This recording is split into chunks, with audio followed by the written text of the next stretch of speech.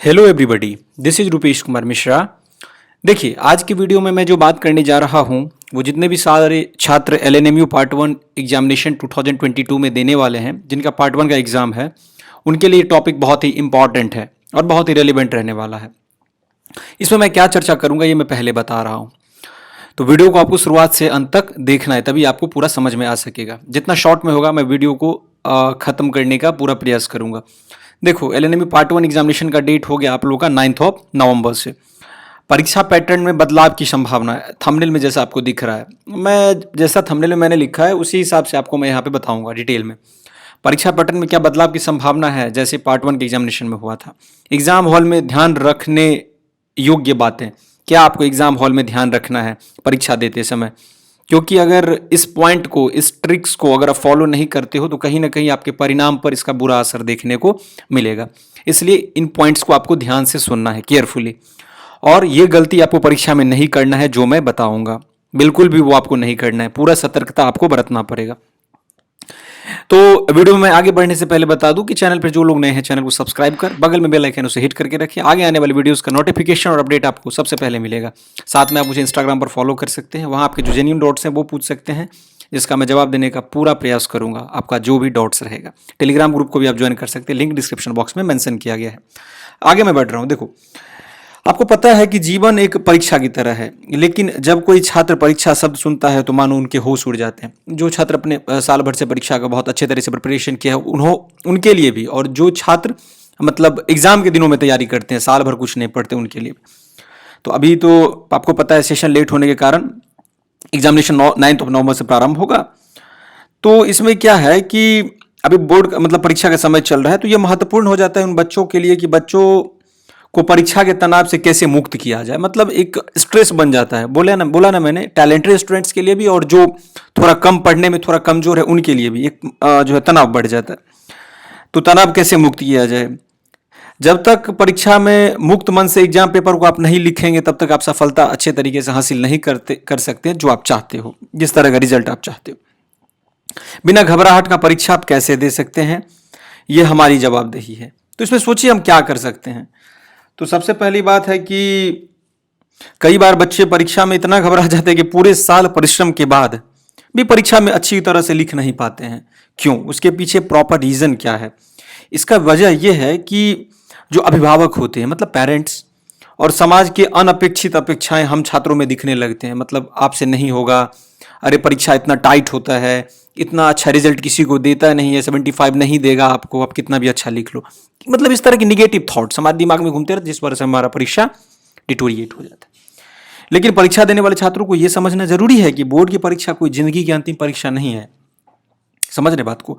अभिभावक को यह समझना पड़ेगा, पेरेंट्स शुड बी अंडरस्टैंड कि बच्चों में परीक्षा का कोई हाव नहीं बनाना है। ये पेरेंट्स के लिए भी है और बच्चों के भी ध्यान से सुनना है। हाव नहीं बनाना है कि ये आपके जीवन की अंतिम परीक्षा है, अगर ये नहीं करोगे तो तुम्हारा पढ़ाई हम बंद करवा देंगे। इस तरह की चीज़ें हमें समाज में सुनने को मिलता है, जो हम जानते हैं। तो हाव नहीं बनाना है, बच्चों के साथ प्यार से बात करें और समझाएं कि जिंदगी सिर्फ बोर्ड की परीक्षा नहीं है, ये सिर्फ आगे बढ़ने का एक जरिया है, जिसके थ्रू हम सीढ़ी पर सीढ़ी आगे बढ़ेंगे और फिर हम अपने लाइफ में सक्सेस को अचीव करेंगे। ठीक है जी।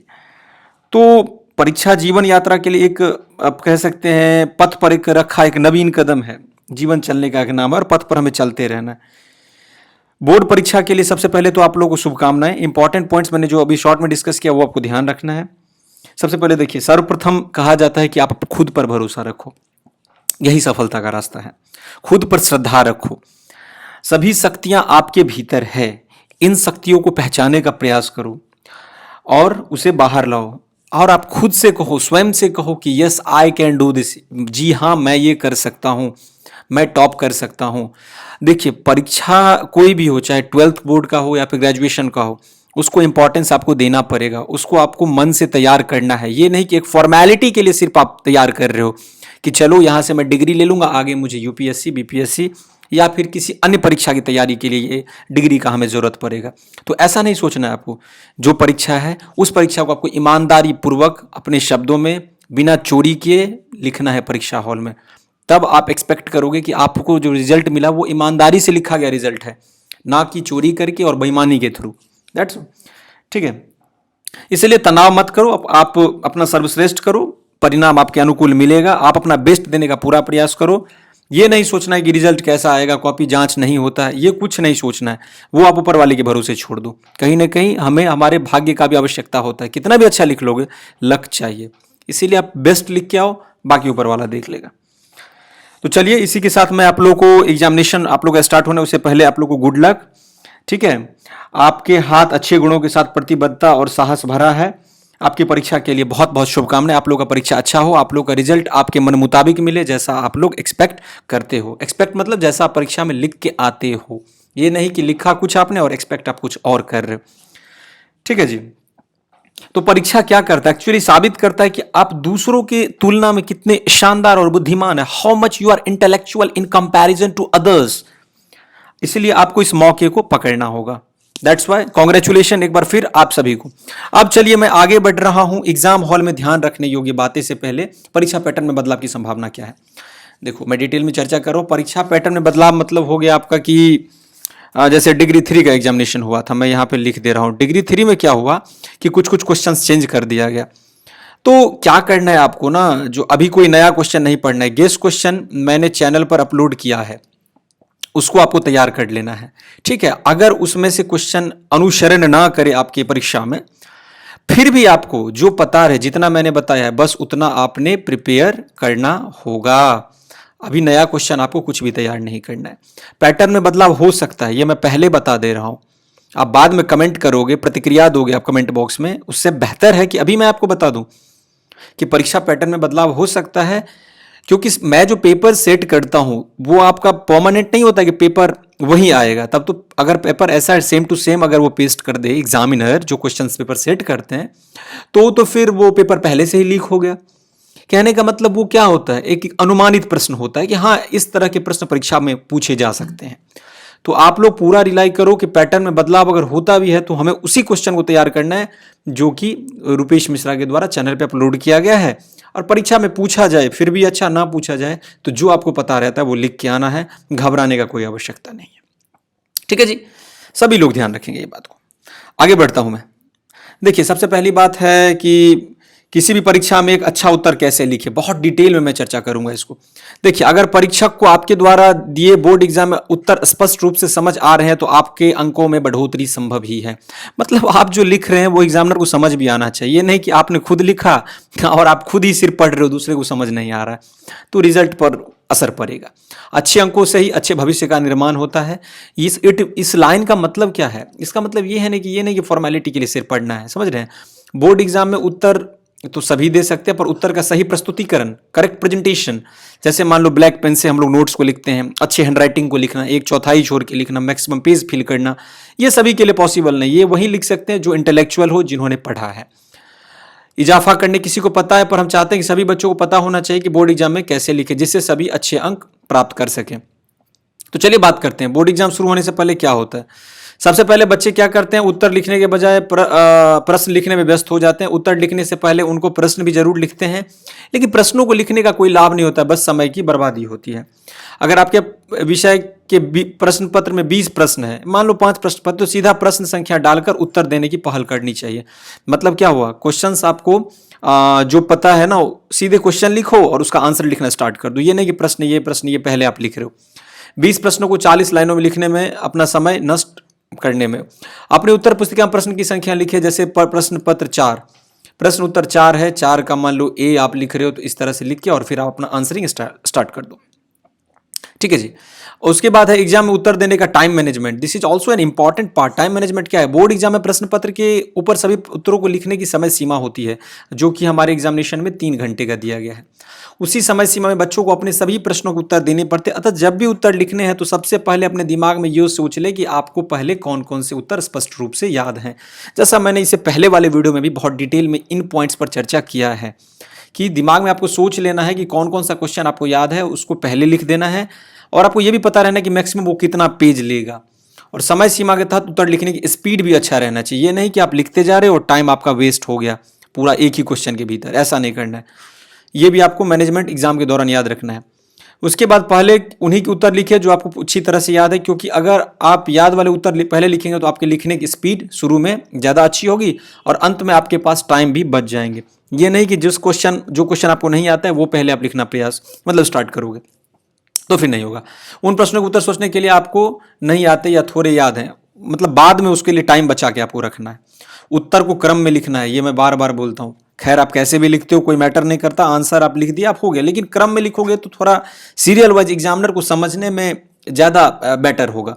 उत्तर लिखते समय हमेशा अपनी क्रमबद्धता पर ध्यान देना जरूरी है। जैसे उत्तर की पहली लाइन में किसी अन्य तथ्य पर बात हो रही है और दूसरी लाइन में किसी अन्य तथ्य पर, ऐसा करने से यह होगा कि दो लाइन का जुड़ाव नहीं हो पाएगा और शिक्षक की रुचि आपके उत्तर पढ़ने में नहीं होगी। इसलिए हमेशा उत्तर को क्रमबद्ध अनुसार ही लिखें।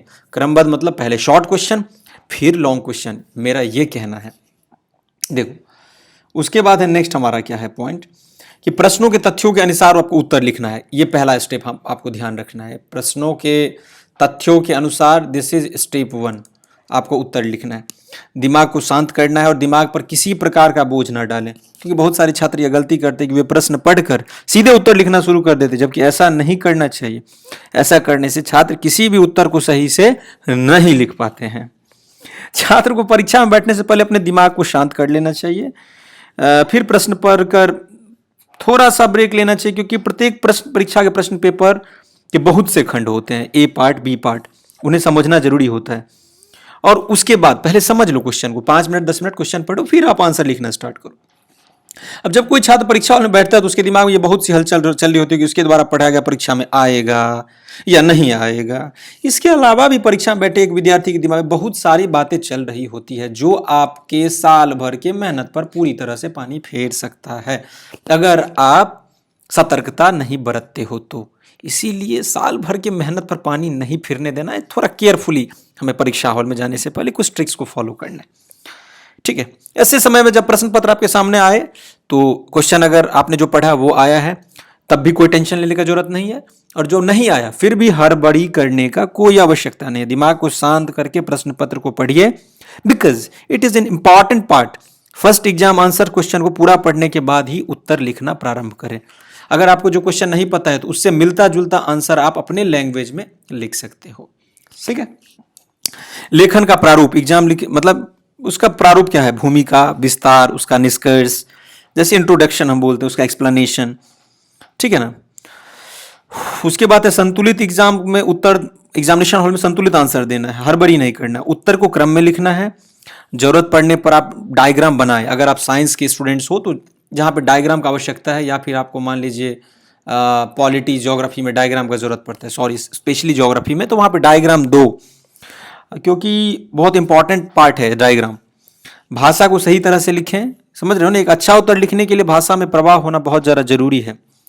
भाषा में शुद्धता होनी चाहिए, किसी भी प्रश्न के उत्तर में वर्तनी का शुद्ध प्रयोग होना चाहिए। उत्तर लिखने के साफ शब्दावली का होना जरूरी है, चाहे आप किसी भी भाषा में उत्तर लिख रहे हो, चाहे इंग्लिश हो या फिर हिंदी मीडियम। तथ्यों के आधार पे आपको लिखना है, ये तो इंपॉर्टेंट पार्ट हो ही गया और मैं बता दे रहा हूं। शब्द सीमा के अनुसार प्रश्न को लिखना है। कैसे खैर वैसे ग्रेजुएशन के एग्जाम में तो ये नहीं है कि 200 वर्ड्स 300 वर्ड्स, लेकिन कोशिश करना है कि एक क्वेश्चन, जो साइंस वाले छात्र हैं वो एक क्वेश्चन का आंसर जो है अगर शॉर्ट है तो 2 पेज के अंदर, और अगर लॉन्ग क्वेश्चन है तो उसको मैक्सिमम 5 से 6 में लिख देना है, क्योंकि देयर आर 32 पेजेस, 32 पेज हमें मिलता है। तो 32 पेज में से कोशिश करना है साइंस वालों के कि 30 तक हमारा टारगेट रहे, जूलॉजी, बॉटनी, फिजिक्स जो भी है। और आर्ट्स वालों अगर 20 के आसपास लिख देते हैं, क्योंकि ये एक लैंग्वेज का सब्जेक्ट है, मतलब क्या बोलते हैं उसको, लिटरेचर टाइप का होता है, तो उसमें 20 पेज मैक्सिमम है, उतना आप लिख भी नहीं पाओगे। ठीक है, उसके बाद है कि हाँ, शब्द सीमा के अनुसार आपको लिखना है कि 200 मतलब 2 पेज में हमें 2 पेज में शॉर्ट क्वेश्चन का आंसर और लॉन्ग क्वेश्चन 4 पेज में। किसी भी छात्र को एक अच्छा उत्तर लिखने के लिए नए 9 स्टेप को पालन करना चाहिए, जैसे मैंने अभी क्रमबद्ध तरीके से बताया है। ऐसा करने से वह किसी भी प्रकार की परीक्षा में आप अच्छा उत्तर प्राप्त कर सकते हो, क्योंकि ये जो मैंने स्टेप बताया है यह प्रश्न की उत्तर की एक तरह से क्या है, बुनियाद है, इसी की बुनियाद पर खड़ा है, और इनके बिना प्रश्न का उत्तर कभी भी पूरा नहीं हो सकता है। इसलिए उत्तर लिखते समय इन सब का होना जरूरी है। अब मैं उम्मीद ये कर सकता हूं कि जितना भी पॉइंट्स मैंने डिटेल में चर्चा करा वो आपको समझ आ गया होगा। आप लोगों का इस वीडियो के प्रति क्या कमेंट है, आप अपना प्रतिक्रिया कमेंट बॉक्स में दे सकते हो। और नेक्स्ट वीडियो आपको किस टॉपिक के लिए चाहिए वो आप कमेंट बॉक्स में ज़रूर बताएं। अब इसी तरह के इंटरेस्टिंग वीडियो के साथ बहुत जल्द हम लोग मिलेंगे, तब तक के लिए आप सभी का बहुत बहुत धन्यवाद।